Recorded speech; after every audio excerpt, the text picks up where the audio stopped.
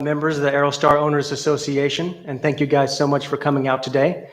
My name is Cole Popplewell with Aircraft Accessories of Oklahoma. I'm actually the third generation at our firm, with my grandfather starting the company in 1959. So guys, thank you.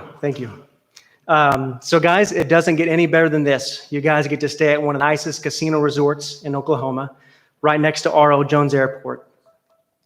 According to Riverside Flight Center, R.L. Jones is the busiest general aviation airport in Oklahoma. They say if you can handle flying into R.L. Jones, you can handle flying into just about anywhere. But I'll let you guys be the judge of that.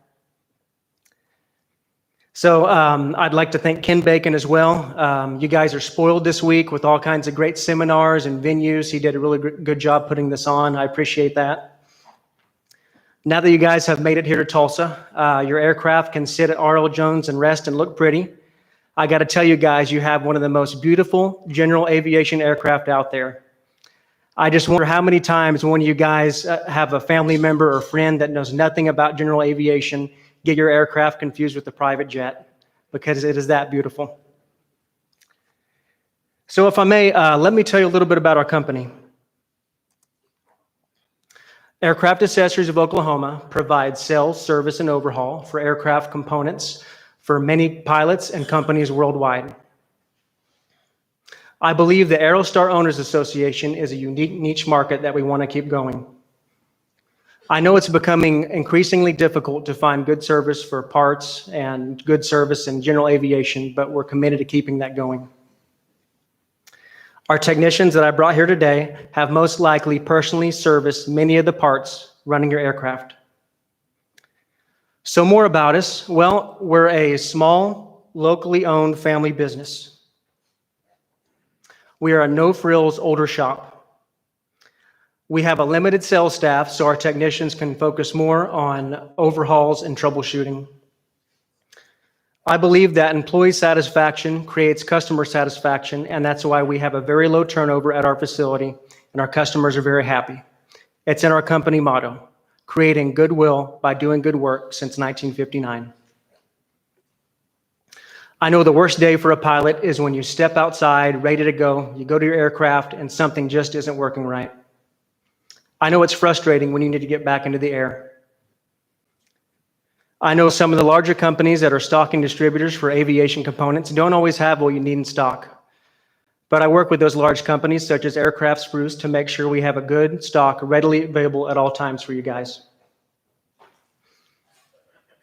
So to answer the problem that every aircraft owner will have one day or another, our team is committed to finding you quick turn times and service when you're in need. It's not fair that the large airlines get quick service and maintenance for their aircraft. Your aircraft is equally important.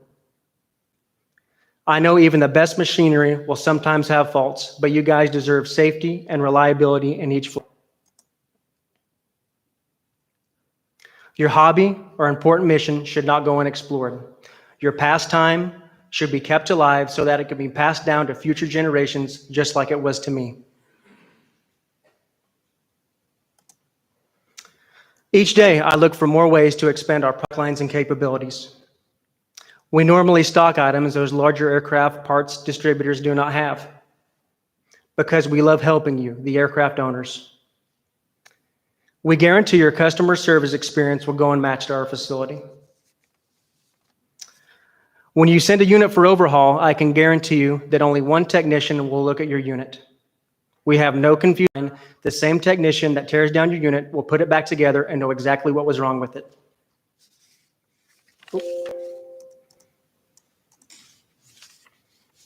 So if you guys hang around a bit, I can tell you my staff is very passionate about this. So I urge you guys to feel free to contact me at any time. I have an open door policy at my shop. I will personally give you a tour. And just like my grandfather Pop used to say, stick around and we'll cut open a watermelon. So without further ado, I'd like to introduce the wonderful staff I have here today that we have a maintenance panel. First, I'd like to introduce Mr. Alan Brothers, our purchasing manager. Alan, if you don't mind, tell them how you help the Aerostar community and what you do at our company. Yes.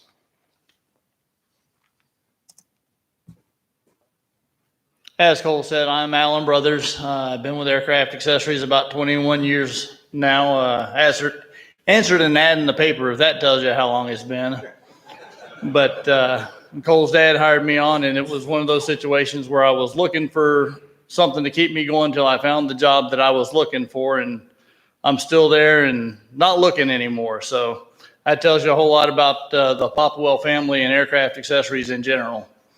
But I started off with what we call the miscellaneous units bench, overhauling starter adapters for Continental engines, which y'all don't concern yourself with very much. And do fuel gate valves, which y'all use for fuel transfer and shut off to the engine. There's several different valves that we do through, through the company for various aircraft as well. The two that y'all use are either by ITT or Dukes.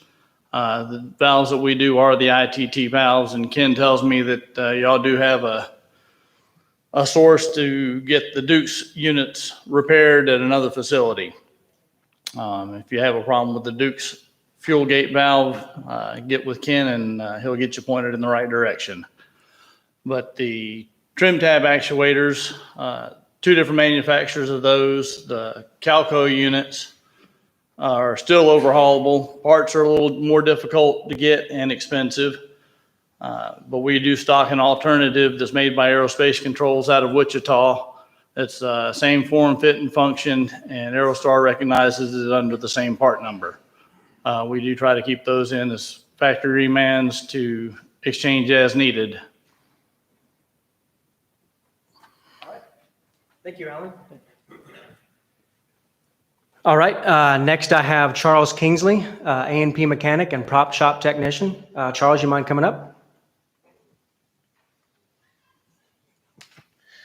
First, I apologize. I'm not good at public speaking. I've been with the company for 17 years. Like Alan answered a ad in the newspaper that I just happened to say. Your props are all pretty much air-charged Hartzels, and we do everything on them. Trying to think, yeah, nothing on those. Anything that's CAD plated on those, we already have. So those will usually have a quicker turnaround time on overhaul because we only have to send out for Zyglow for the blades and hub. It's a pretty straightforward process, and we do quite a few of them. And that's about it. Thank you. All right, thank you, Charles. Next, I have Ken Shadden, our fuel shop manager. Ken, would you like to come up? Hi, my name's Ken Shadden. I work in a fuel shop. I've been working for Aircraft Accessories for 16 years. I work on all the components that are on your aircraft, fuel pumps, servos, injectors, lines. As you know, the servos are pretty much non-adjustable in the field. The fuel pumps you can adjust. It's good to have a pressure gauge there, you know, if you think your fuel pressure is low. But if you're having fuel system issues and you think you're either rich or you're lean, first thing you need to do is check the fuel pressure. You know what I mean? Let's make sure your fuel pump is putting out pressure, because the servo, all it does is meter fuel. It doesn't make pressure. So, you know, your pump, they have a tendency, the Romex pumps, they have a tendency to go rich, and they have a tendency to lose fuel pressure, especially if they've been M modification. If they have the M mod on them, those M mods are very soft. They're billet aluminum. And then when you put a steel poppet in there, you know, fuel rushes in one side of that pump. So it has a tendency to beat the pressure seeps out. So if you're having any low fuel pressure issues, that's probably what it is if you have an M mod on your pump. You can, I mean, the M mods are not, you don't have to do it. It's a service bulletin. You can change it back to the harder, the better body, which I call the better body because they last a lot longer. If you're having any issues with your servo, the only thing you can adjust out in the field is your idle. You know what I mean? Your idle mixture. That's it. Anything else you have to do on it has to be sent to a shop and put on a test bench. If you're having twin engine aircraft, if you're having issues, one side's flowing more than the other, you can send us that servo in, but that doesn't mean that we're going to be able to get that servo matched to the other one. If you want them both matched, you have to send them both together. That way we can set them up together. Not too many problems other than that, you know what I mean, with the systems, Lycoming systems. They're pretty good and bulletproof if you take care of them, you know what I mean? Has there been any improvement in the in-body? There has. They have started making the in-body a little bit better, you know what I mean? It's all about the angle of the seat. If they cut the angle, whoever cuts the bodies, you know, they don't always have one machine shop making these bodies. They vary. So it depends on who makes the body and who cuts the angle. If the machine shop that cuts that body, if they cut that angle a little bit flat, well, it's going to beat the body out quicker. Lately, we've had pretty good luck with them. You know, they've got it down to where they're cutting the angles of the pressure seats right, and they're not as flat. They're more sharp. The sharper the seat, the better pressure you're going to get. The flatter the seat, the more it's going to take the longer it's going to take your pressure to build. You know what I mean? It'll build, but if you have pressure that's building slowly, it's probably because the angle of the seat is off. Yeah, they have hardened the metal a little bit. It's still pretty soft, you know what I mean? It's gotten way better. It has gotten way better from the beginning. The beginning, it was terrible. They were lasting about 500 hours. Not even that, right? Not even that. Now they're actually, they're going longer. You know what I mean? We're seeing them get up around 1,500 hours, some of them. Not all of them. And that again falls back to what machine shop had their hands on the body and who made it, right? The flatter the seat, the quicker it's going to beat it out. You know what I mean? So once you put a steel poppet in there against a soft aluminum, if it's flat, it doesn't take 500 hours, 300. Sometimes we were getting them back in 300 hours. You know what I mean? But like I say, servo's not adjustable in the field. It has to come off, go to a shop, get calibrated at a shop. If you want them both to be matched, you have to send them both. That's the only way to do it. You know what I mean? The flow dividers on the systems, they're pretty cut and dry. They're like an on and off switch. They open and close. They are zero tolerance in the barrels. You know, when that little plunger drops, it's got to drop. It can't hang up. And sometimes they get some fuel crystallization. They want to hang up, and the flow divider can cause you some issues. Not all the time, but sometimes. It just depends on where you're getting your fuel. Thank you. All right, thank you, Ken. Ken, our fuel shop manager. Last but not least, without this guy, you couldn't get your aircraft started. He is Kirk Robinson, our Magneto technician and A&P mechanic. Mr. Kirk, would you like to come up?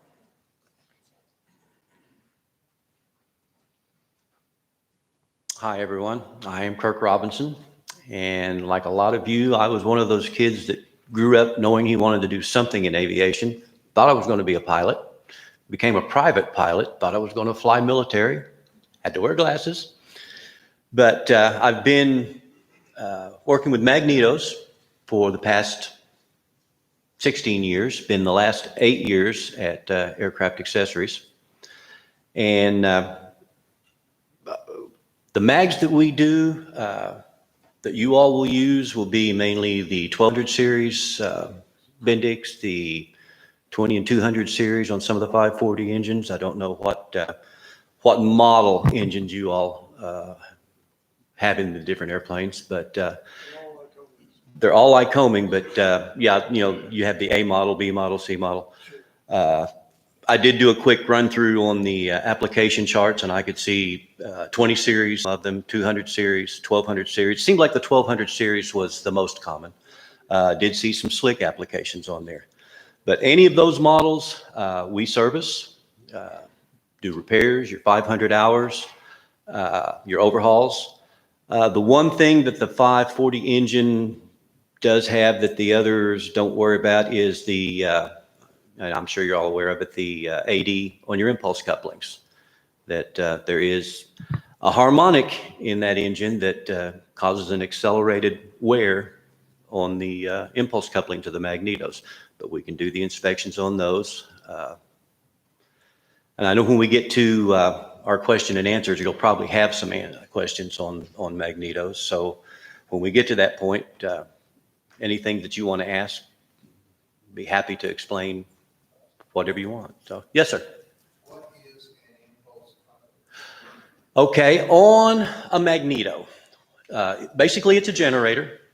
It's unregulated, so the slower it turns, the lower the voltage. The faster it turns, the higher the voltage. So when it's turning over at cranking speed, just the starter turning that engine over, it's not putting out very much voltage. So you need something to give you a little oomph to that spark.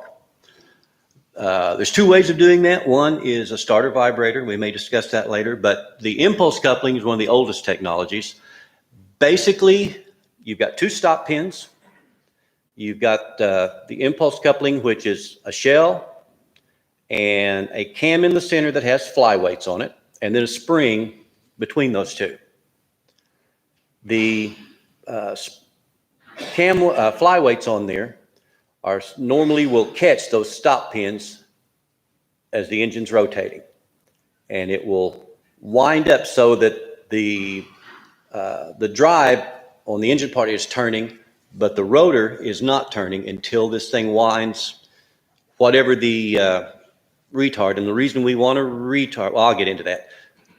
We wind that up, and usually it's around 15 to 30, 40 degrees. And then we have a triggering ramp that releases that, and it causes that shaft on the magneto to spin a few degrees very fast. And that magnetic field, which is generating your spark, as that magnetic field moves, and it's that quick, rapid movement. Like I say, it's just a few degrees. A lot of people have the idea that it spins the magneto. It doesn't. It just releases it and moves it a few degrees very suddenly, but it generates a hot spark. There are no impulse coupled mags used on Aerostars. There are none. Okay. Shower sparks. So shower of sparks. Okay. So, And if I could, just when somebody asks a question, if everybody would repeat the question, just for the next. sure. Okay. Yeah. He was asked what was an impulse coupling. But and the reason you want a starting assist on a magneto, at low speed, you've got a mass of metal that's moving, and it doesn't have much inertia because it's moving slowly. Your full advance firing is usually, I'll just say 25 degrees before top dead center. Well, if you're moving that just at the speed the starter's cranking it, and it fires 25 degrees before top dead center, it tends to want to kick it back. There's not enough momentum, enough inertia to take that over the compression and come down the other side. So what we want to do is we want to delay that. So you want to give it a hot spark, but have it close to or just after top dead center. Yes, sir. Well, bring it back to something a little more relative to Aerostars. Sure. The left mag that gets Speak resparked, up. Mhm. the right mag gets ground down. Mhm. And then we have shower sparks. Right. And could you explain a little bit? I had an issue that we thought was directly related to the shower sparks, vibrators, and all that. It turned out timing in the mags that I don't totally understand, that as it wears, the amount of time that hot spark is being applied, it's being reduced. And at least that's the way it was explained to me. Okay. Can you kind of describe that mechanism, how that part of that works? Okay. A magneto normally works using AC current that is produced by the magneto itself, the rotor. So you need that alternating current because you need a magnetic field that increases and then decreases. Now, in the AC current, it's going to decrease in one polarity, come back to neutral, decrease in the opposite polarity. That coil, which is basically a transformer in there, needs that changing magnetic field. Now, it doesn't care whether it's getting varying polarity or if it's just a field that grows and stops and grows and stops. So that's what the starter vibrator does. It has an electromagnet in it, basically, that closes a contact, lets DC voltage from your battery flow, but when that contact is made, let me get this straight for you. It causes the current to flow, and pulls the contact down, breaks the connection. And so then the spring tension on that goes back up, and it just constantly makes and breaks that DC current. All right, when it's in the up position, the magnet is energized, the magnet pulls it down, the current stops, and that stops the flow of current through that electromagnet. So it changes that constant DC from your battery into a pulsing DC. And your coil sees that the same as it would AC. Now with a magneto or an impulse coupling on it, when that pops, you get one pop, one spark. But on the shower spark system, when your distributor comes around to that particular spark plug, that pulsing DC is going all the time. So instead of that pop, it goes zzz, and that's a shower across there rather than that one pop. That's how the vibrator pump works, and it's a collapsing and Right. magnetic field that's creating high voltage. But it's the magneto timing itself I'm interested in. What is eternal in the mag? How does the retard circuit work? Okay, there's a second set of points in that magneto. Okay, The timing, how long is that shower sparks being applied to that plug okay, at that time? And I've got a mag that it's stuff for its 500-hour check, and that is shortened up to the point where it's acting as if there's no shower sparks. okay. The main set of points are always set to fire at your full advance. Let's say we were talking just arbitrarily saying 25 degrees. So let's say our main points are set at 25 degrees. We set a second set of points in there in parallel to that main set of points, and we set it to open 25 degrees after the main points open. Now, keep in mind, your mag fires when the points open, okay? So the main points are always there. They're always opening and closing. We've got the retard set of points in there, but electrically, they are not in the circuit until you turn that switch to start. Now, some airplanes have, a right-left or left-right, both, and then spring-loaded start. Some have a push button and toggle switches for your mags. But there will always be some kind of a switching mechanism in your starter. When you go to the start position, several things happen. The starter starts turning, power is supplied to the starter vibrator, and it starts pulsing. The retard points are brought electrically in parallel with the main points, and the right mag is grounded out, so it's not firing at all because it's always at full advance. So when we bring those retard points into parallel with the main points open, but there's still a path to ground through the retard points. So in fact, that primary circuit hasn't been broken yet. So 25 degrees after these open, the retard points open, now the magneto fires.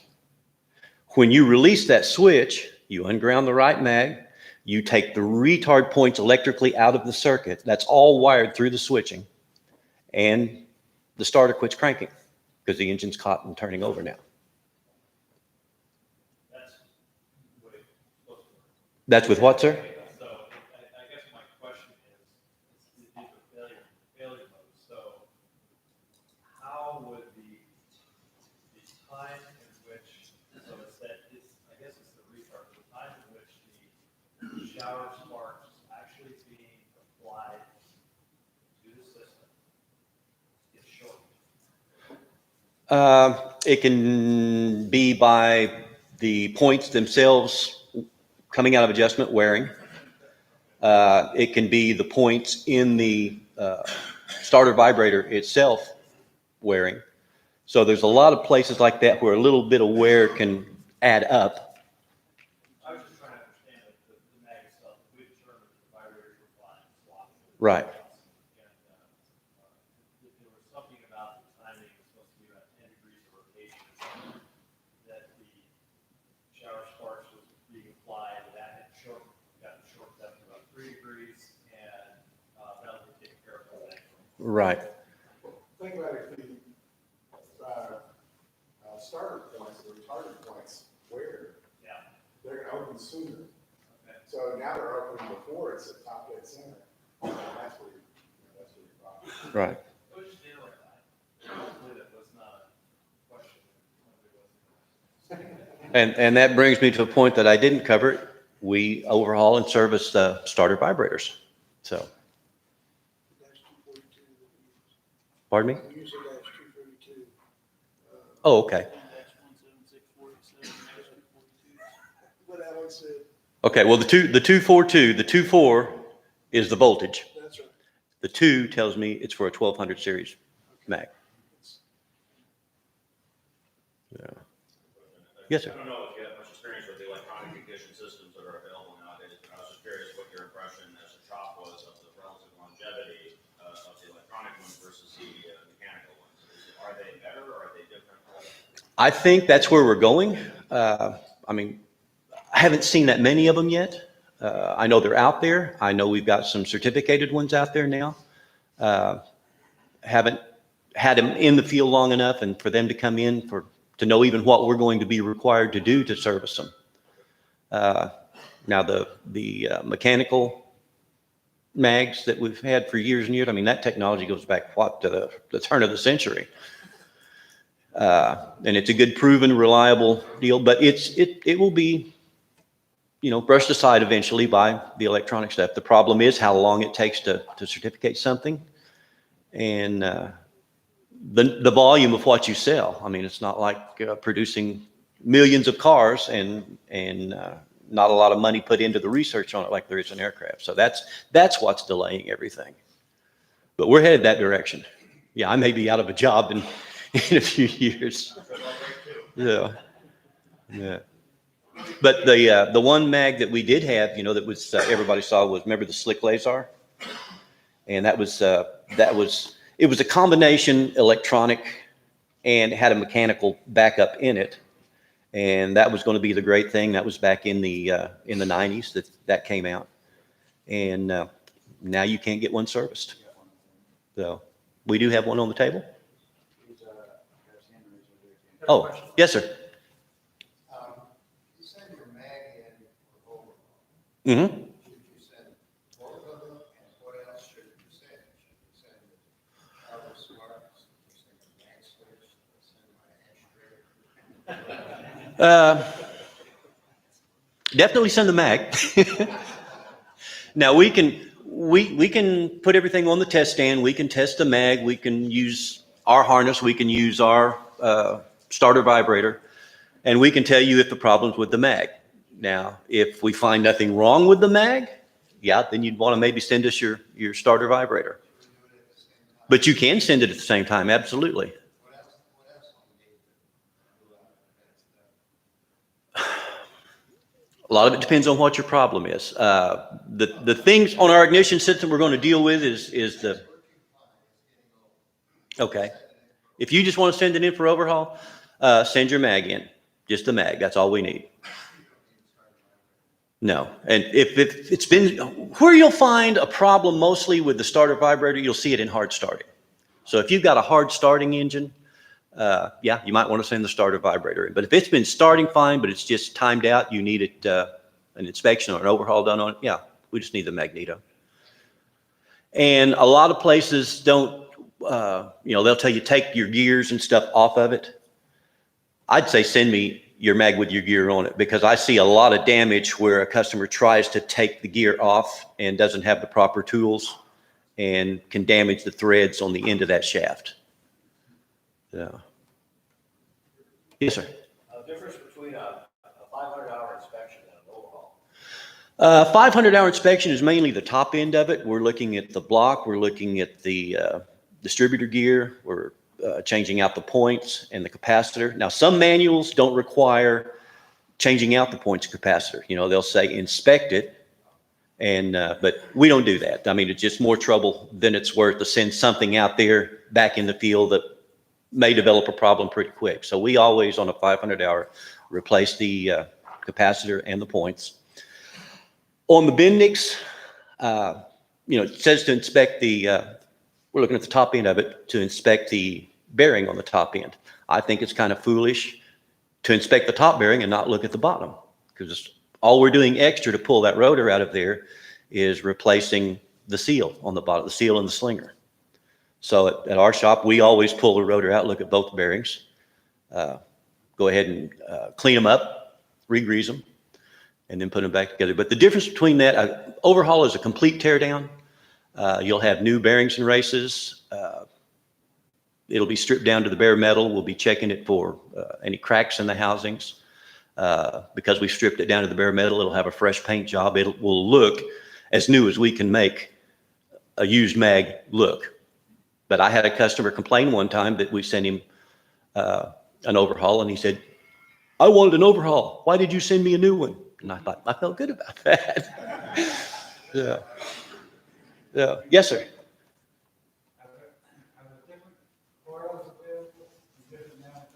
There are. There used to be a lot of different coils. It's now pretty much down to on the Bendix coils, and Kelly Aerospace is the other big provider of it. Now, on the are any of the 540s you all fly dual mags? No. The J2BD engines, they're the 6300 series mag. Okay. Pull up your hand if you fly a J2BD. Okay. Now on those, of course, that's the dual mag. Basically, was orphaned by Continental, but Kelly Aerospace is pretty much stepped in and picking up the slack on that. So the coils, if you want brand new coils for a dual mag, the only supplier that I know of out there now is Kelly.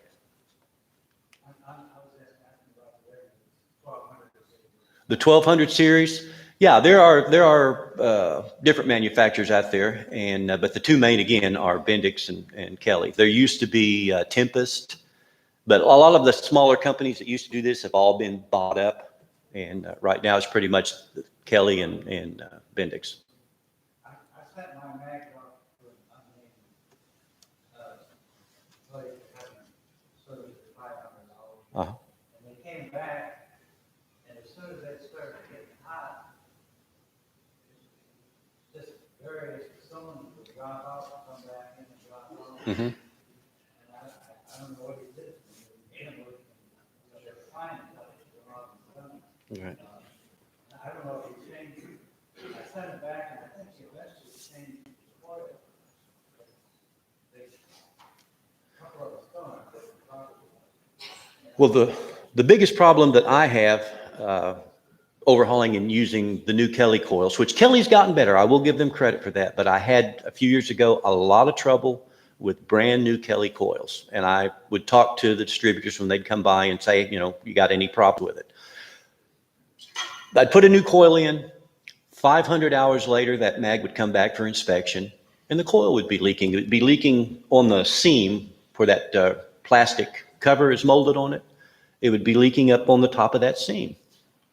And then the customer would be mad at me. Well, you put new coils in it. You know, now you're telling me they're bad. Well, yeah, but I didn't make the coil. So I got to the point that I was telling customers I would rather put, if it was my mag, I would rather put a good set of used Bendix coils in there than the Kelly. But in talking to Kelly, they now tell me that their coils are made by the same company that makes the Bendix coils.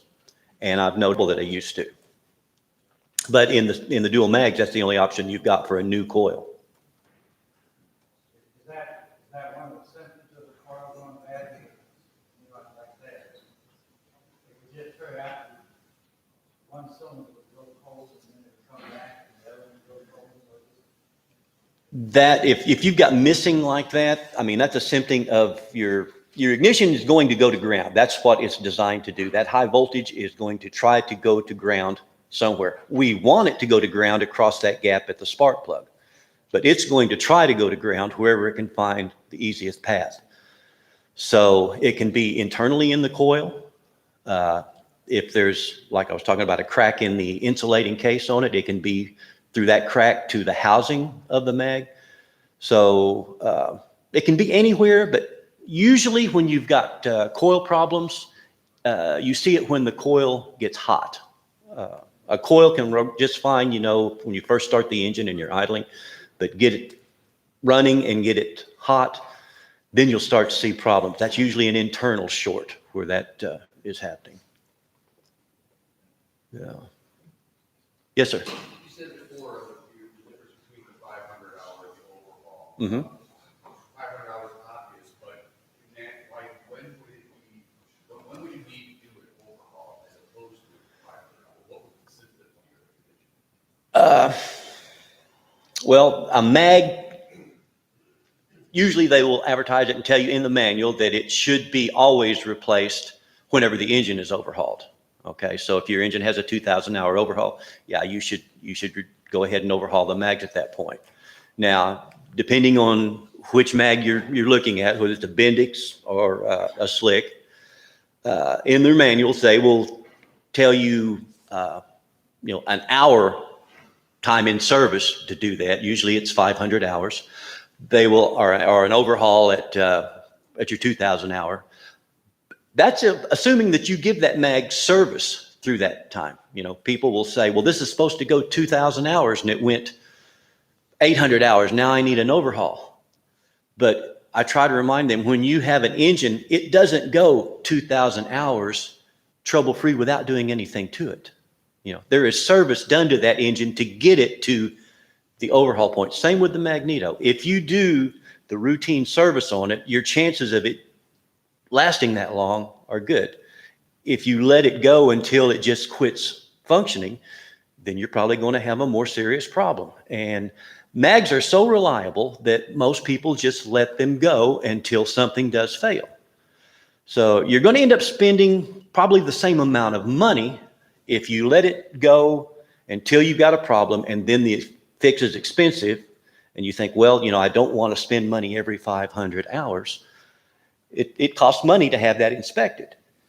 And if you do it every 500 hours, you're going to probably spend as much money as it would be to overhaul this thing at the end. But the difference is you got the peace of mind knowing you got a mag that's in good shape. It's not going to fail.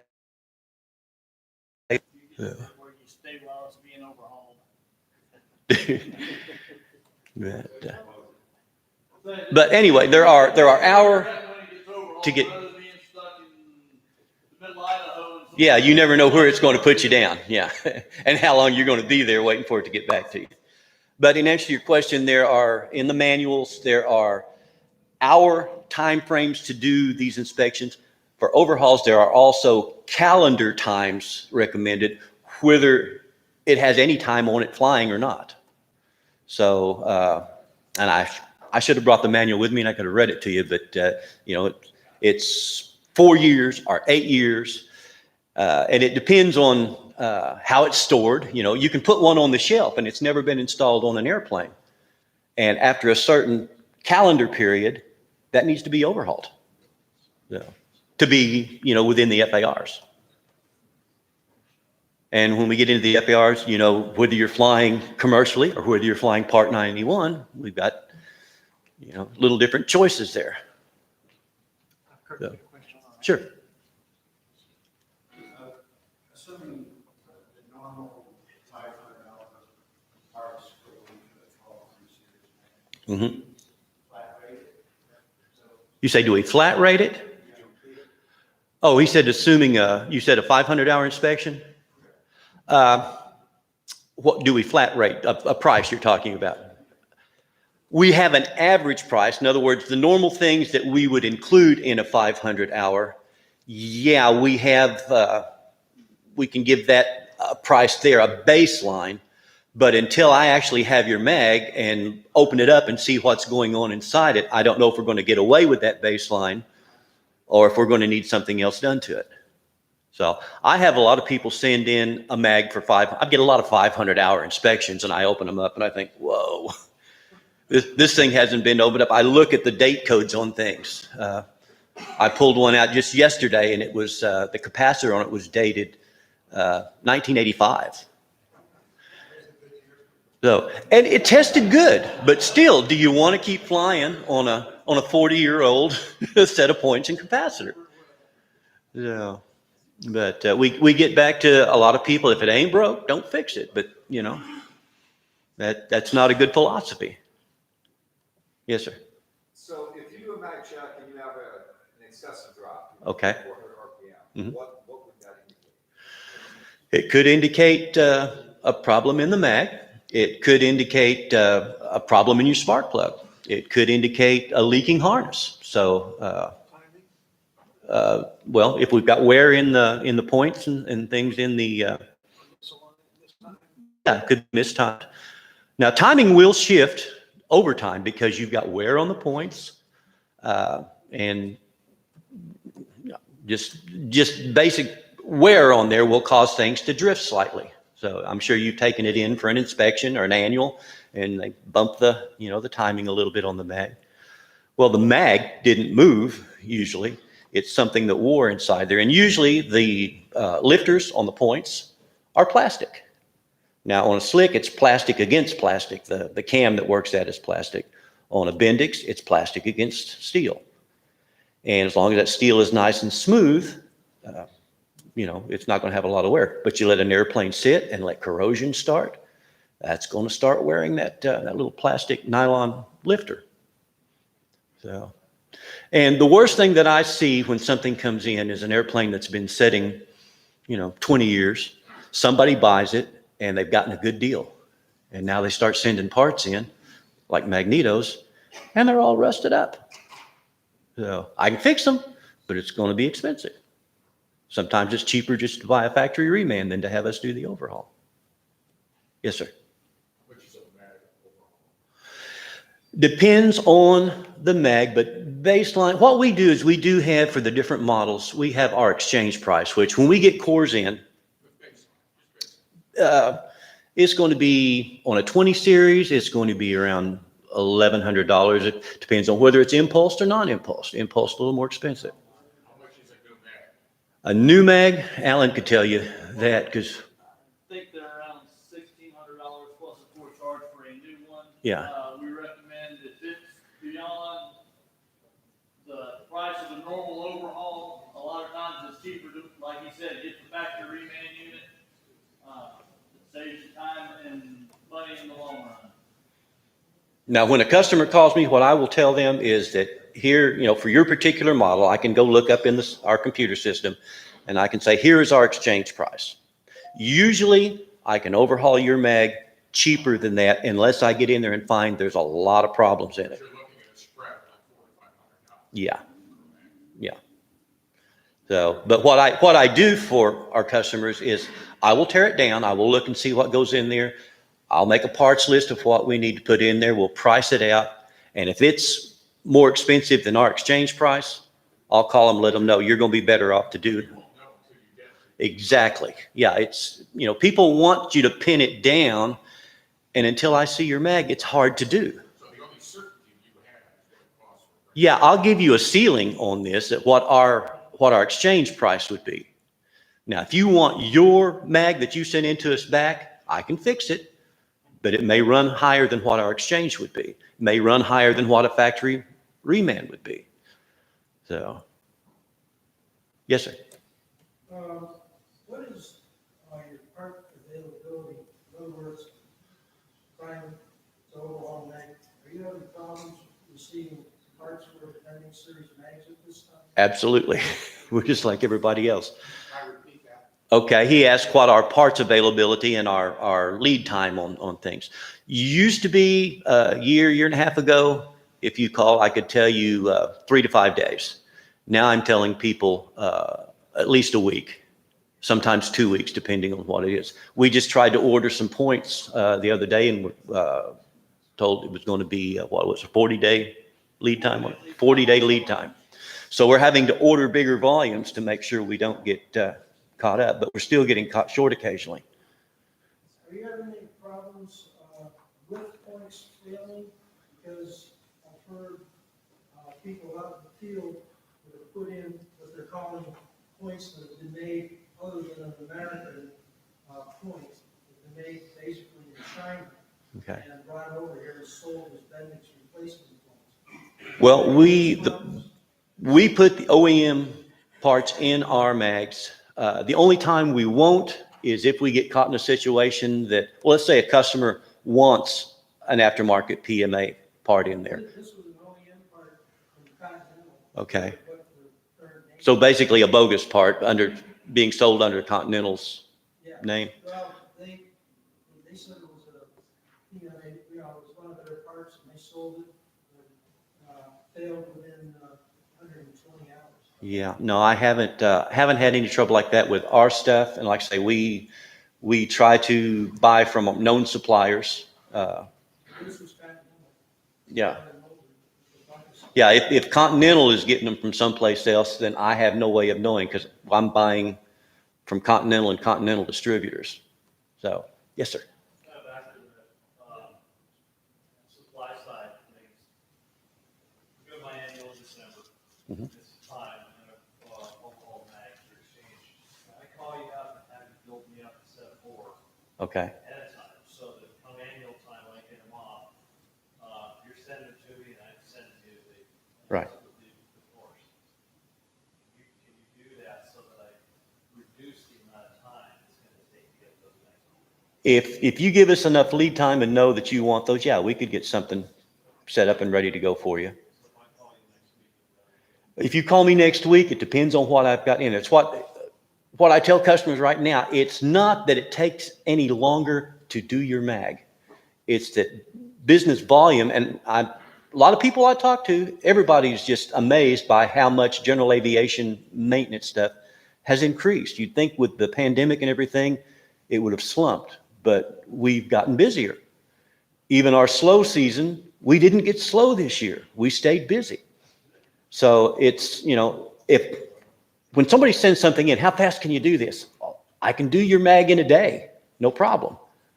But I got a week's worth of stuff ahead of you. So, and I don't know from week to week how much is coming in. There are times when we've put, 4 or 5 mags out the door and 5 or 6 come in behind it. So just slowly, day by day, getting a couple mags behind until we finally have a slowdown and we can get caught up again. But it's never gotten back to that 3 to 5 day that we always used to quote people. Anybody else? I had a question for Charles. Sure. Department one, because the overall is not mandated. Can you speak to the relative merit of a pilot requesting an overhaul versus an inspect and replace as necessary? So the question was, So if your props reach the time that they say overhaul, and they look fine, but you still want the peace of mind to know that somebody's looked at them, what is the relative merit of asking you to overhaul them versus asking you to inspect them and replace as necessary, or replace parts or elements as necessary? basically, when you're doing an overhaul, we don't do any kind of inspect and replace unless it's for after reseal or it's leaking. So when it comes in for an overhaul time, we overhaul it. And the basic thing that we do when we overhaul it is we're taking everything apart. The biggest concern with the overhaul is getting the hub side load and getting the blades measured in side load. Those are the 2 real critical parts, and those are also the 2 most expensive parts. There's nothing wrong with it. And then it's just a matter of putting it all back together, new seals, new nuts, new bolts, everything like that. A lot of the stuff, about half the stuff is just reused. We will take it, clean it, inspect it. Piston rods, one thing that we have to inspect. We'll inspect for any scratches. We take them out. Hopefully we don't have to re-chrome it. We do, we just send it into one of our platers, they re-chrome it, but that costs more. That's the only kind of inspect replace we do, but that's what is typical of an overhaul. Yeah, I thought there was a difference, but maybe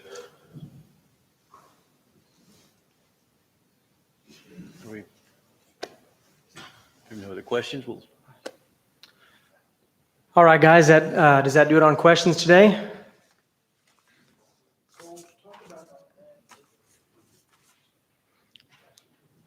you sell in your inventory of new parts, you sell plain power alternators and you sell Skytech starters, which we both use. So talk a little bit about other inventory that you might have.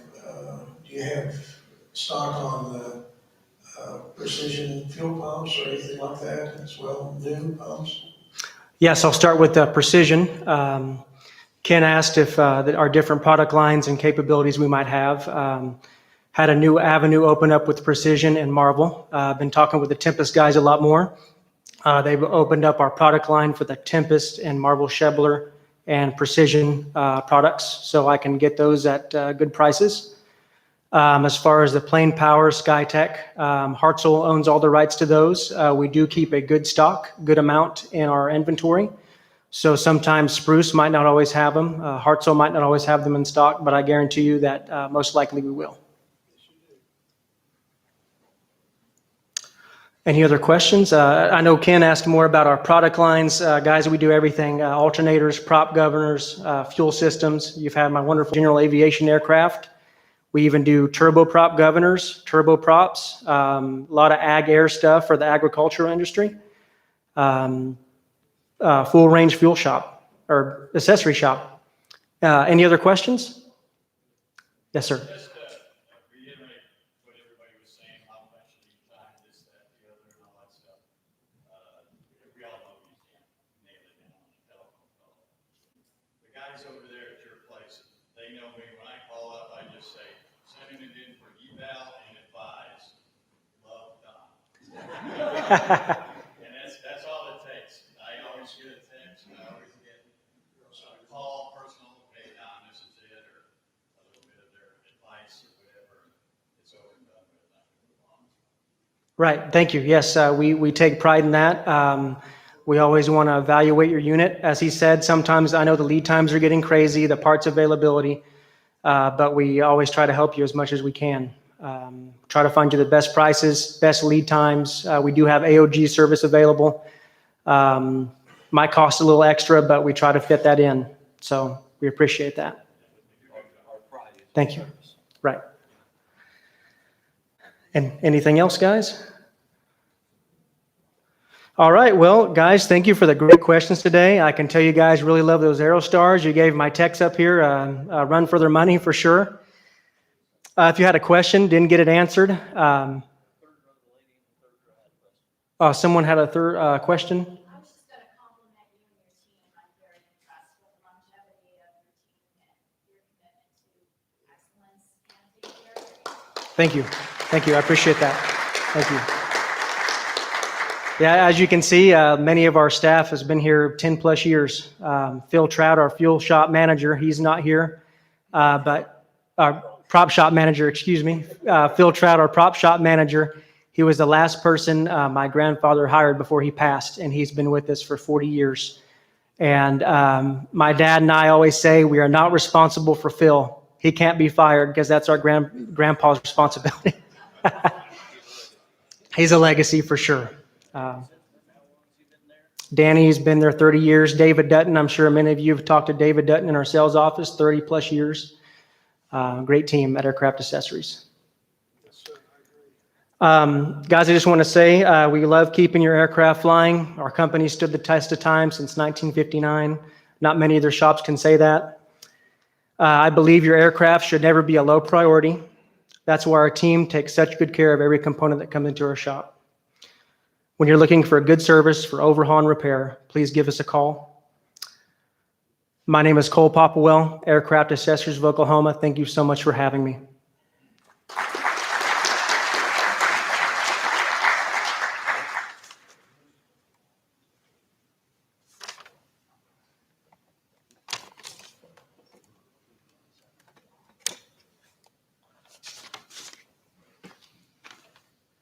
Thank you, Cole. Thank you guys for coming. I appreciate it. You know, one of the things to remember about aircraft accessories is if you got a problem you don't understand, this is the man you want to talk to. He's helped me more over the years, solve problems I didn't realize what was going on. And Allen Brothers, always just tell them when you call, ask for Allen. He's on the phone all the time, troubleshooting different problems and issues for all kinds of people. And in the fuel shop, Ken, remember Ken, and he understands these Aerostar fuel servos and how lean they get from the air source that we've got. So anyway, Chuck, are you ready? Come on up. Chuck with Divco's here.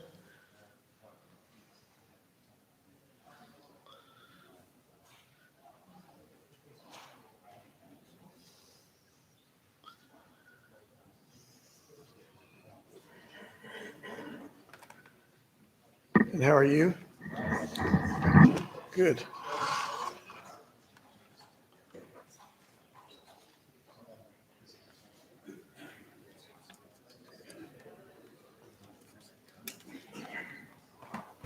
Well, we'll see what I can do here to.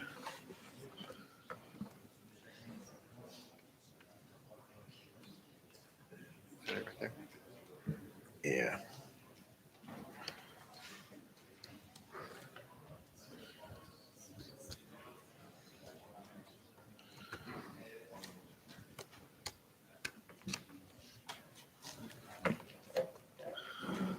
Actually, if I can just drive on use your little pad, Okay. enough for me. Okay.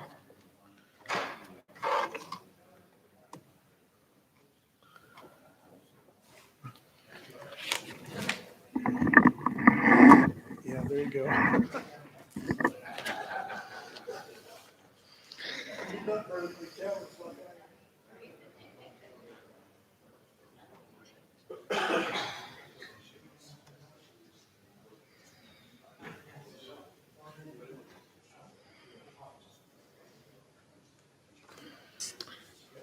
Okay, so I did bring some other pictures, so we'll navigate to those as we can. My name is Chuck Jarvis. I'm the general manager of Divco. Divco is where you're going to send your crankcase when the time comes. A lot of the visitors that you guys have, Come on, guys, let's pay attention. you're dealing with parts that aren't going to make it to TBO. Hopefully the crankcase is, because you're not just going to pull that off. That's going to be your whole engine is coming apart, coming out of the airplane, coming apart. You're also not going to be calibrating your crankcase while it's in the airplane out on the airfield. And we don't do that either. We are very much a machine shop. So we receive your parts in, and as a machine shop, that's how we're going to deal with them. Just a little bit of kind of an overview of the company itself. Make sure I get this right. Because it's important, because we're a family business. So I'm second generation. My father is one of the two original founders of Divco. We've been around since 1976. At this point, we've handled over 130,000 crankcases. So we've seen a lot when it comes to that. With regard to your engines, the popular engines for this, there's only three things that we would touch. That's going to be the crankcase, which is the main thing, the accessory case, and the sump. Those are the only things that we would look at. Again, the crankcase is what we're primarily associated with, but we also work on the other parts. There's 25 of us. That number goes up and down just a little bit, but it's pretty steady. Across that group, literally hundreds of years of experience. We've got a welder that's been with us for right at 30 years. Our foreman's a 30-year guy. The guy that runs one of our machines, the line hone, he's a 30-plus year guy. There's an incredible wealth of knowledge in those guys, and we have been pretty successful in the next generation, which are the guys that have been there for 10 or 15 years. We have developed a lot of those, and they have a tremendous amount of knowledge. And then there's a generation kind of behind them of guys that have been there about 5 years. And then there's always kind of that little number of guys that rotate through, maybe we only get a year or two, and then we find we're retraining somebody else. But the core group of guys really are incredible about the experience that they have. As far as what's going on and why we're working with the crankcase, if you look at the one that's in front of me and you just think about a tape measure, and you put a tape measure from one side of it and you measure it to the other side, then you do the tape measure from top to bottom, and then the width of the two halves. From that perspective, the crankcase is the biggest part in your engine. And ironically, it's made of one of the softest materials that you're going to find inside that engine.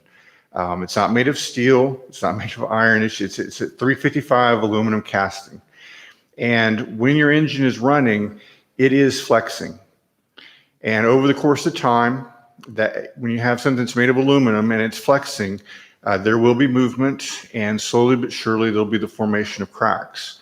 What we're doing is when your overhaul comes, or you've had a prop strike and it has to be inspected, we're going to completely clean it like that.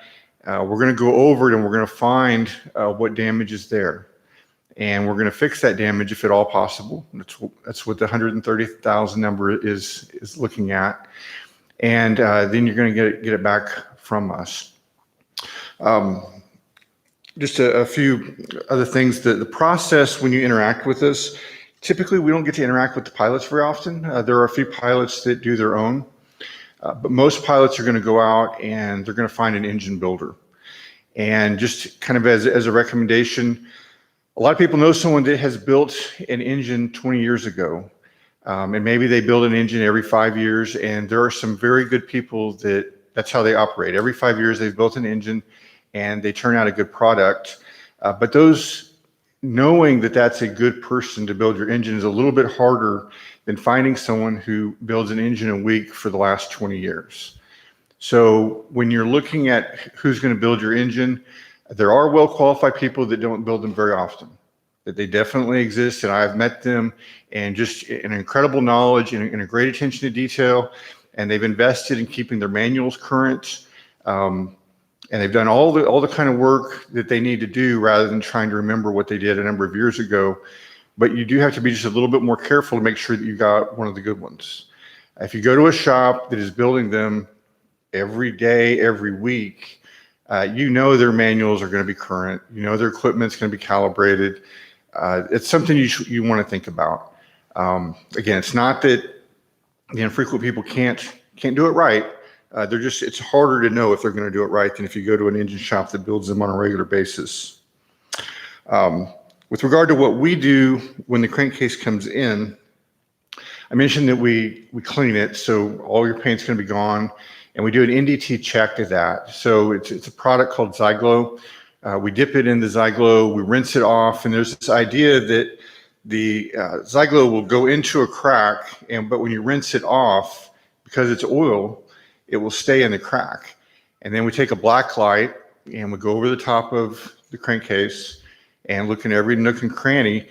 And if that Zyglow gets left behind, it didn't get rinsed off, then it'll leave a line. And we can see that line, and we'll investigate to see if that's a crack. We grind out where we find a crack when we do. We put in welded material, and then we machine that back. We also surface each half of the crankcase. That eliminates your fretting. The fretting is what happens over the course of your run. The two halves invariably move against each other, and it's a form of wear between the two halves. And so you don't want to put it together with that already in place. You want to make sure it's removed, and then we do that by surfacing the two halves. But when we do that, all the dimensions after that point are pretty much wrong.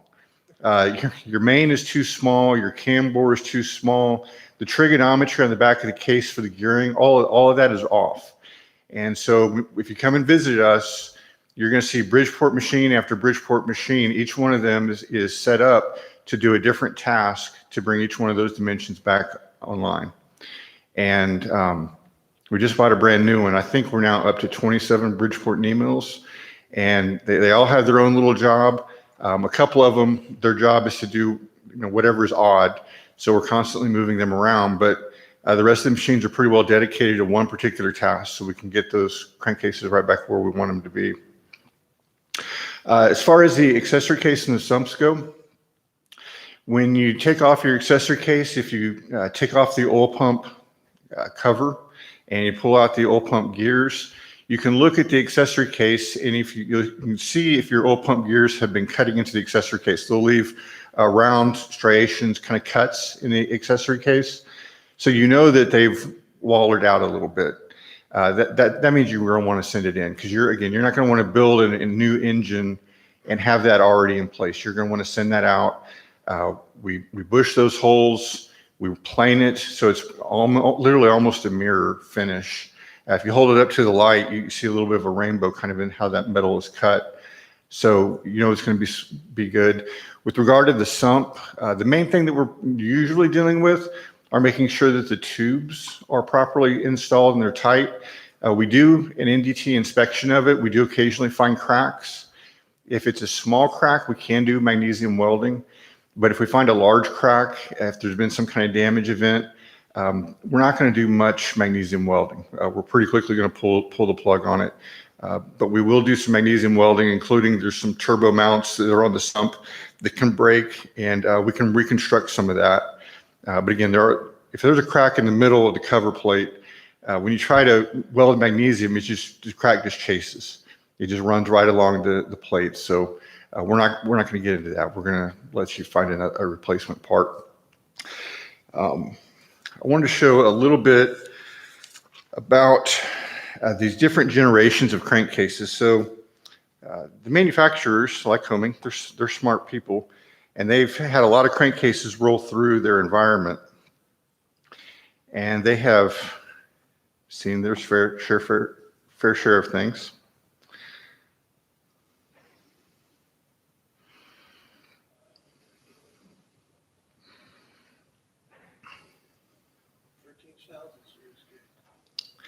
Yeah, so this is a slightly older phase of crankcase, and what I wanted to highlight is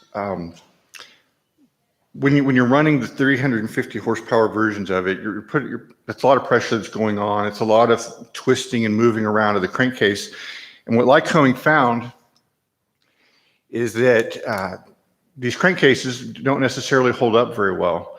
I'm trying to think, what pointer do I have, Ken? This right here. Yep, that's it. Oh, there we go. Okay, hold it down. There we go.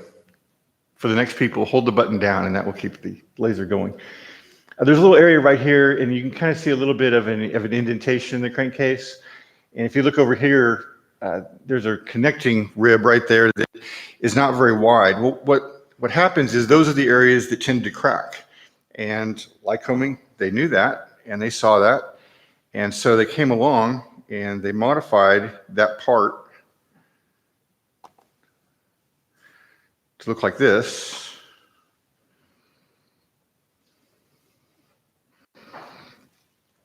Again, I'm just pointing to the same area. Remember, before that wasn't filled in. Now it's completely filled in with aluminum. That was Lycoming's way of solving why they were cracking so bad in that spot. Just add more material and it will make it more durable. And that's what we observe. And these ribs over here, again, between the cylinders, when the engine is running, there's stress points in there. And so Lycoming rounded out those stress points, they added more material, and that made the crankcases more durable.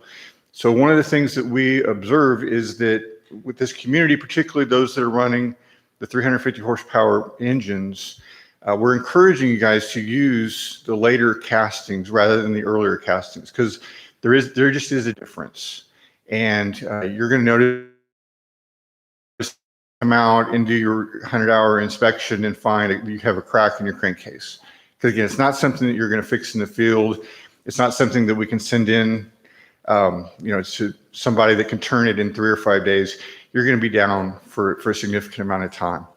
And so this is one of the things that we get questions a lot about.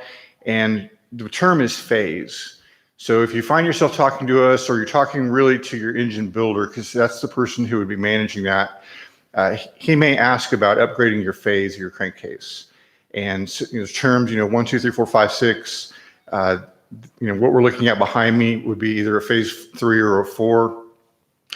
One like that would be a phase 1 or a 2.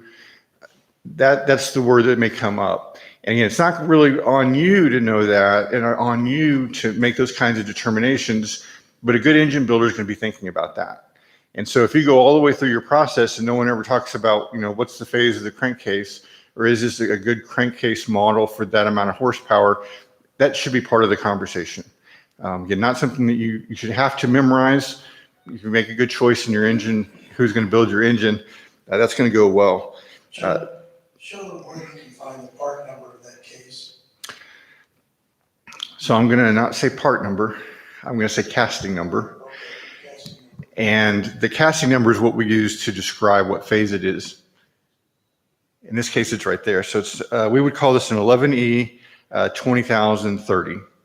And the other picture we're looking at is in a similar place. Hang on.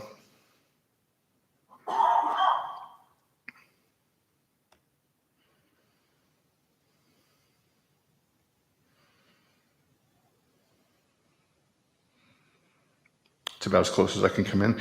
Again, on this side, so 13,827. That's how we communicate what generation of crankcase that you have. If any of you own other planes, you have Continentals, it's the same thing. And if you look, it's raised lettering. So that's not a stamp. That raised lettering was actually in the mold whenever they poured the aluminum into the mold.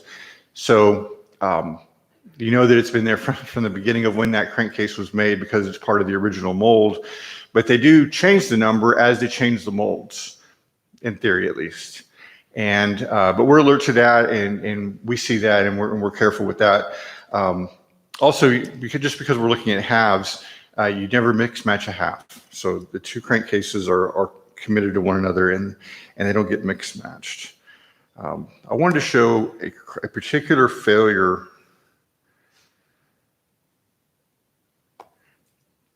because you guys probably are going to be involved with things like 100-hour inspections.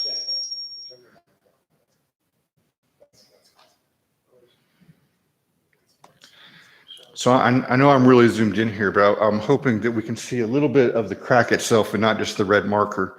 This is underneath the crankcase, and I'm going to, in addition to that picture, I'm going to use this to show you.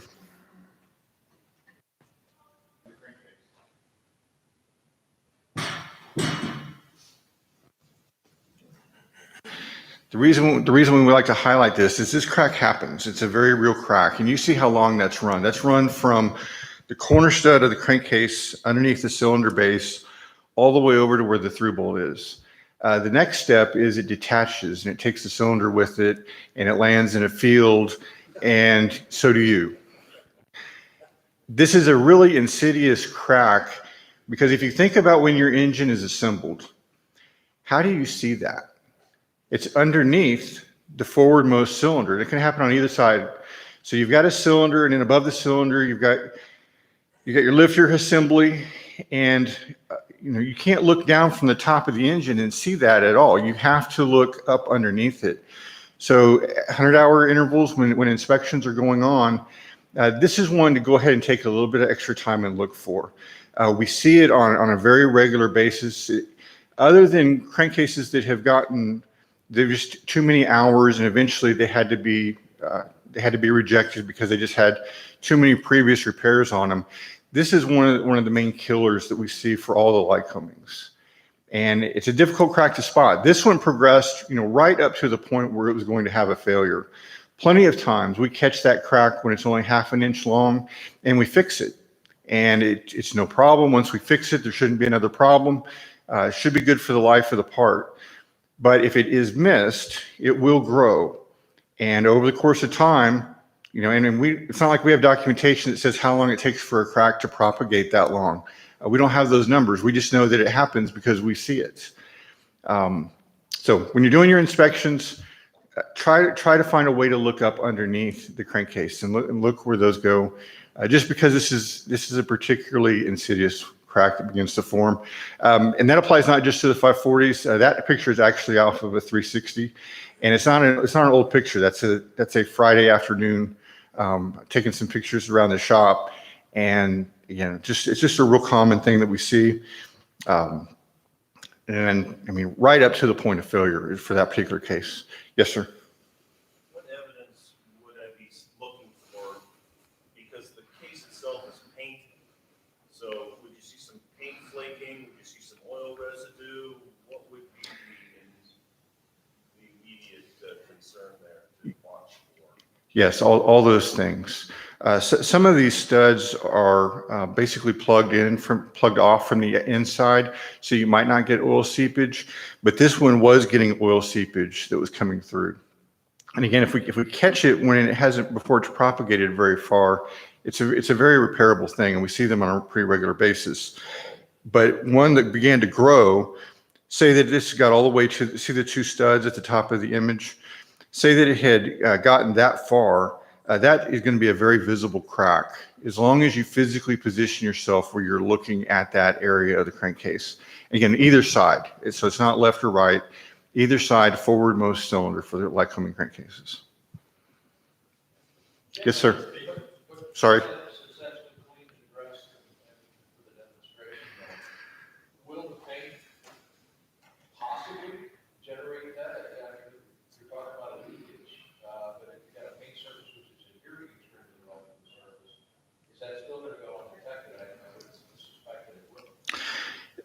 Normally we can see, it's pretty common to be able to look at one that still has the paint on it. And if the crack has really begun to propagate, right? It's really begun to run. It's gotten as far as one of the other cylinder deck studs. We can generally see that through the paint. Now it's different when the crack has just barely started.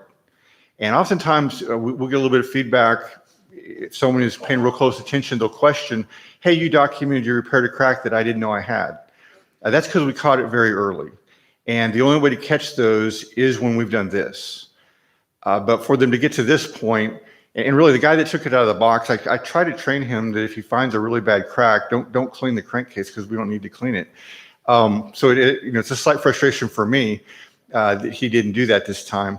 But once it got to the guy that does the inspections, I mean, he saw it immediately and stopped his inspection. Someone else tried to, there we go. Yes, sir. When Lycoming went to roller camshafts, are they all heavy cases now? Yeah, so I'm going to back up and I'll show you the picture.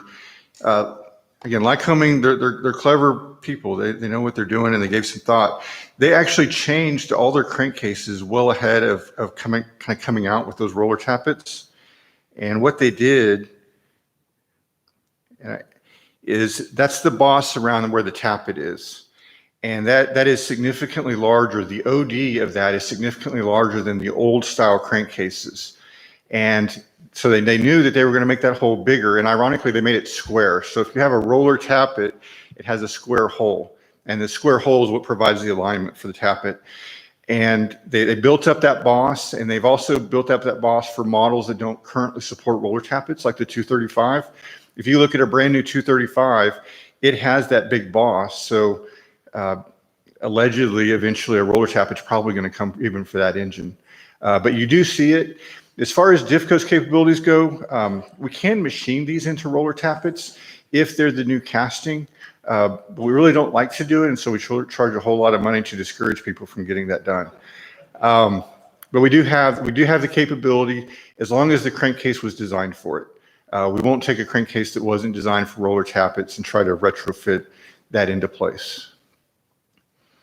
What other questions? Yes, sir. Anytime you have a crack in a crankcase, I'll put money on it, you'll have oil. You'll see oil leaking somewhere. If you open the cowling, you've got oil leak at the bottom of the cowling, destroy. Find out where it's coming from. Could be a hose, could be a cracked crankcase. If you can catch the crankcase crack early enough, these guys can probably fix it. If you're running a stock standard D model, if you're running a Superstar 700, then you probably evaluate and go to a different case if you got the 1350 or 18,000 series cases. Yes. And I appreciate that. Do you have what is it?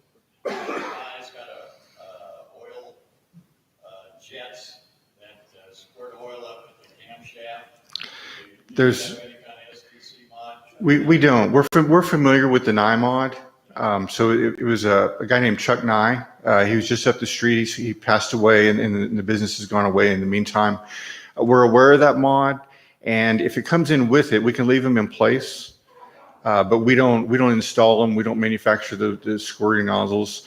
There's a competing version to the Nye model. There's one that ECI came out with, and basically the same piston squirters that are in the crankcase. They just sort of drilled some more holes and put those in place. But we're not actively doing that.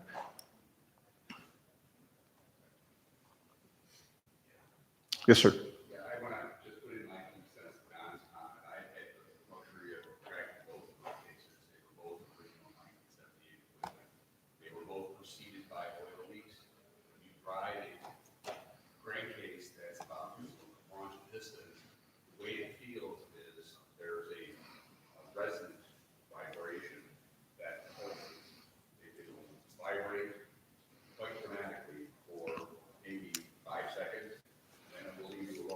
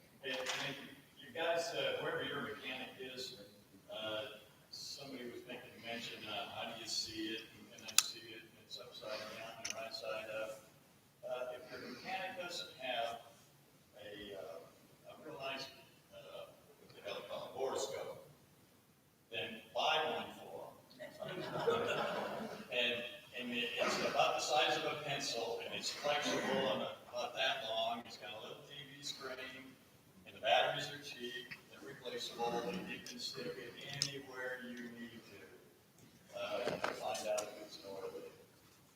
Let's see. Oil leak.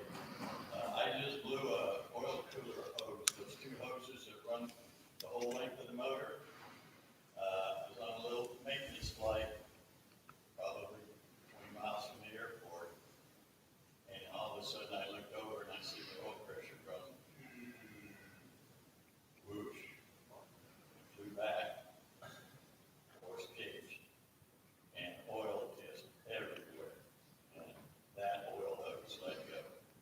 So while you're underneath there, looking underneath those cylinders, take a good look at those oil cooler hoses down the left side of that motor.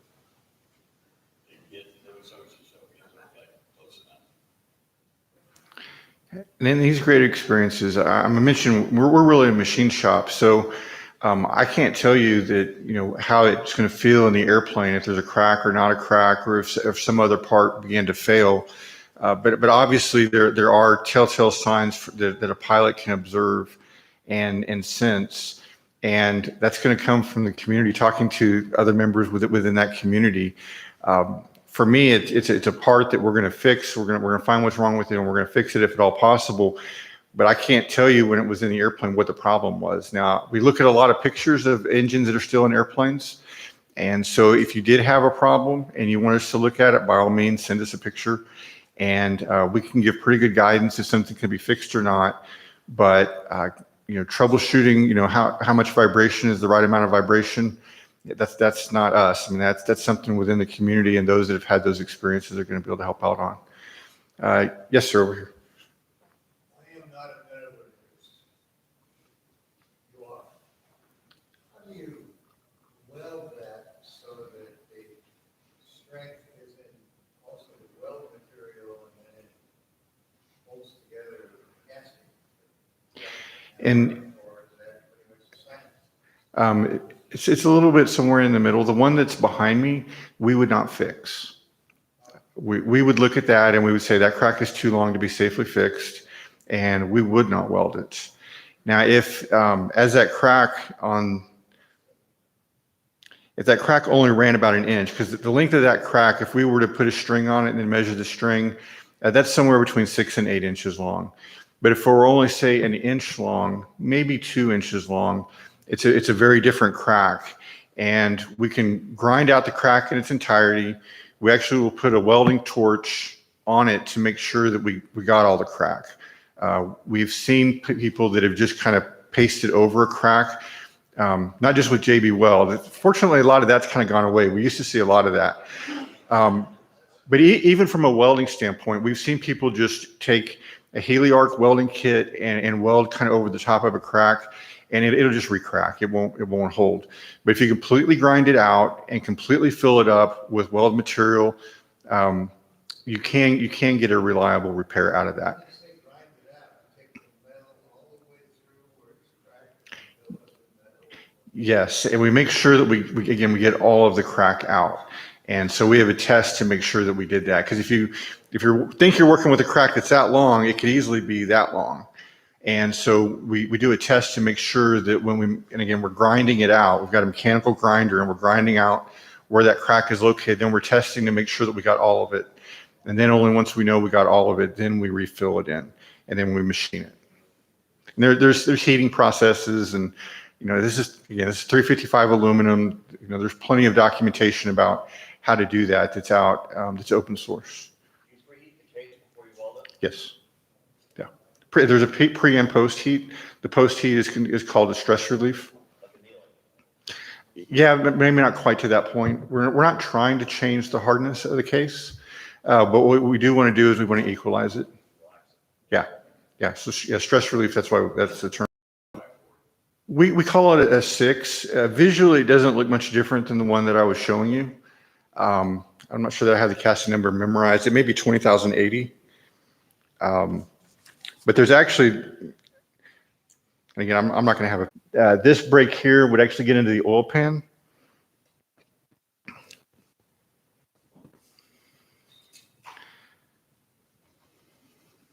How much difference is there between, so the 20,000 series cases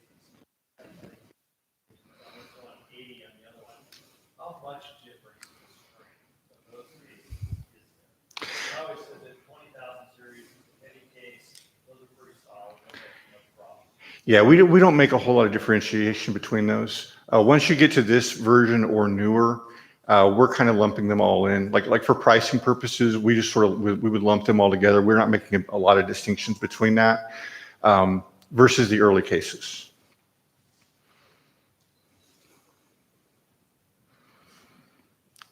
Questions are great. Again, because your perspective will be a little bit different than mine. And so those lessons learned are going to be valuable. Yes, sir. Can you generalize that, and say you're running at 35 inches manifold pressure for a long time versus 25 inches manifold pressure? Can be any difference in the occurrence of cracks? We never get that data. We're doing good to get a return address for a lot of the crank cases. I would love to get that kind of data. You know, there's a lot of number crunching that I enjoy doing, and there's a lot of things that we would like to do if we had that, but we never get it.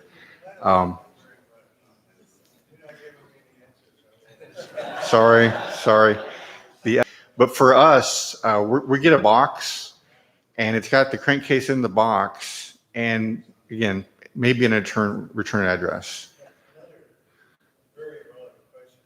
How could I make my engine crack like picture you discussed? I'm not for sure about how you make it crack. Again, I'm not a pilot, but I talk to lots of pilots, and I hear stories of people doing things like using their propeller to decelerate because they go parachuting, and once they get the people out, I guess there are ways to angle the plane down and basically use the propeller like a brake. Apparently, that's a discouraged activity. And I hear people talking about cold shock, but I don't as far as like some kind of a double-blind test, I don't know how to generate those kinds of things. But I definitely hear those words getting kicked around for why they think they had a problem. But I'm not in a position to recreate any of that. Yes, sir.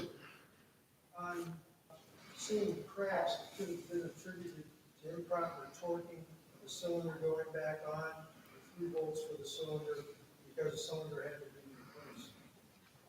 We do see that, and that's definitely a big concern of ours. And we kind of, again, we don't get a lot of data in, but we do have an association that if someone changed out a cylinder, particularly if like 300 hours after they change the cylinder, a crack is found, we're pretty much going to say that cylinder was never properly torqued. And we know, and that absolutely happens. We see it. We talk to the engine builders. We talk to the guys. Sometimes it changed out the cylinder. And he says, well, I changed out the cylinder. Why did it make the crankcase crack? I mean, that's generally the reason why. And the stud, it can crack the crankcase. One of the other things that will happen is it will actually break the stud. So they're a fastener, right? That's really what the studs are. They're a fastener, and they're steel. And so the whole design is that when you torque the cylinder down against the fastener will actually stretch just a little bit. So a cylinder deck stud will stretch about 1/1000th of an inch. And once it's done that, if everything is working the way it's supposed to, that steel fastener never experiences cyclic forces. So it never experiences that it's in a running engine. It's been stretched 1/1000th of an inch, and as far as it's concerned, its view of the universe is that it's not moving. It's just sitting there perfectly static. But if you under torque or over torque and cause a yield situation, then that steel stud is experiencing life in a different way. And it's the paperclip principle. You take a paperclip, you bend, it's going to break. Steel studs are the same way. There's actually a way to look at it after the fact, and you can tell the failure mode of the stud. And you can know if it was experiencing cyclic forces. And once one breaks, again, like Coming Smart, they know how they engineer these. They expect all the steel studs to be there. So when one breaks, there's more force on the ones that are left behind. And you're more likely then to have one of those fail, and then another one's going to fail. And over time, and we see this, they will all fail, which again results in things landing in fields, and that's not what we want. So when you're doing those inspections, if you did find that you were missing a nut off your cylinder, you want to do something about that. You wouldn't want to say, well, we've got 7 other attachment points. Now, you want to get it addressed. In fact, Lycoming in particular says that if a stud breaks under those circumstances, that every single cylinder deck stud is considered compromised because they all were subjected to more force than they were designed to get. And so you end up pulling all the cylinder decks out, even if just one fails. Chuck, we got about 10 minutes left. I got a couple of questions for you. Okay. Number one, how many cycles can a case go through before you decide to scrap it? And second of all, how do you tell how many times it's been cycled? Sure. So when your engine builder sends us in the crankcase, one of the first things that we're going to do is we're going to stamp our number on it. We're physically going to stamp it on there. So there's a permanent record that it came through our shop. Our competitors do the same thing. So we've got a competitor out on the West Coast. They've got a different stamp, but they do the exact same thing that we do. They stamp their crankcase.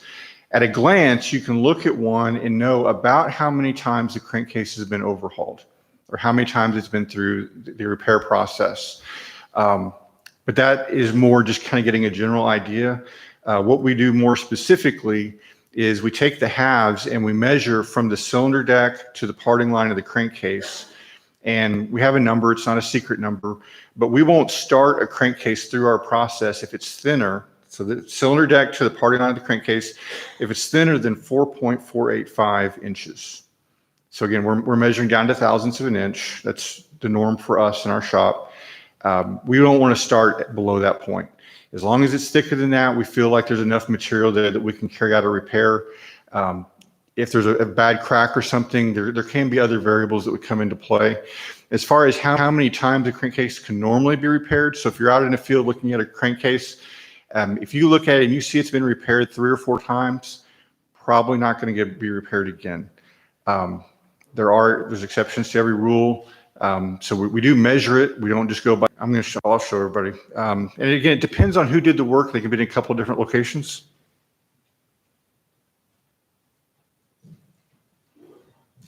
So for Divco, we're going to put this stamp up here. And again, it's not uncommon to see a crankcase come through our shop 2 or 3 times. We do our best to promote the longevity of the crankcase. And so the fact that there's multiple stamps, we consider that a good sign. I got the finger over here, okay. So we're gonna stamp it right here. Other companies stamp it on all the way on the very back of the crankcase. And again, it's definitely a metal stamp. It's not something that's part of the original casting. And we talked about Chuck Nye because he's kind of famous for his 9 nozzles. He would, by hand, etch a CR and then a number right on the very front of the crankcase. So there's kind of, that gives you 3 places. Yeah. If Lycoming did the overhaul, would they be a stamp somewhere also, or did they just log it from the register? There's kind of conflicting information on that. There's not a reliable stamp like what we would put on it. Lycoming says, and sometimes I find it, sometimes I don't, they'll actually stamp near the weld. It's kind of a bullet-looking stamp, but it's not real consistent. And if they did the repair as part of the foundry process, then there's definitely no documentation at all. I'm not even sure that they have it inside their building. Yes. When you do the measuring, you measure at 3 points, in this case, because of the 3 cylinders, the holes that are there, or do you just measure one hole like in the center? No, we would do multiple measurements. One, because there could be something, if my hand were a 4 to 5 inch micrometer, that's exactly how it would go. It's like that. And we go through and we measure where all the through bolts are. So where every through bolt is, we're going to check that. If one is marginal, we can deal with that if all the others are good, because there could just be localized damage that we can fix. But if the crankcase clearly has been run enough times, then that's the end.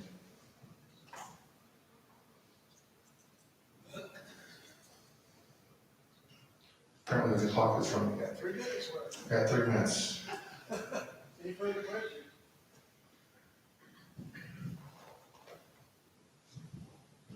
Guys, anything else you'd like to know about crankcases? Yes, sir.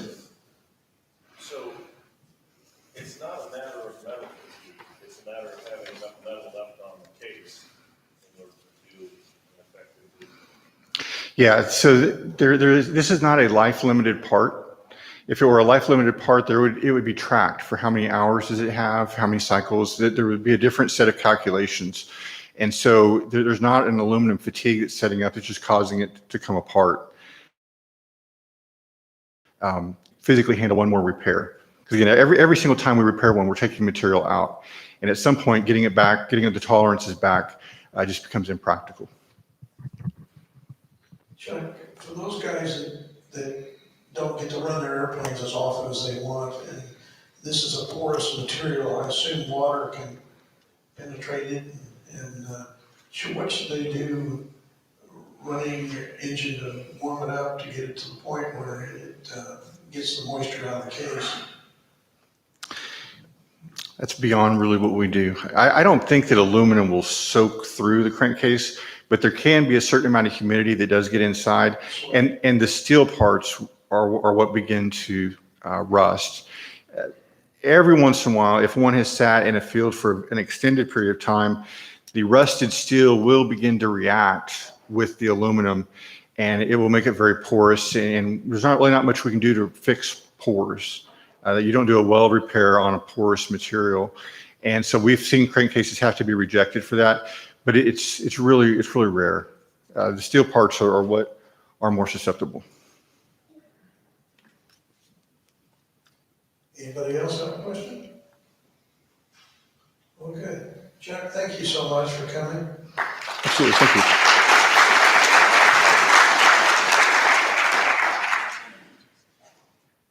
We can take a quick coffee break if you'd like.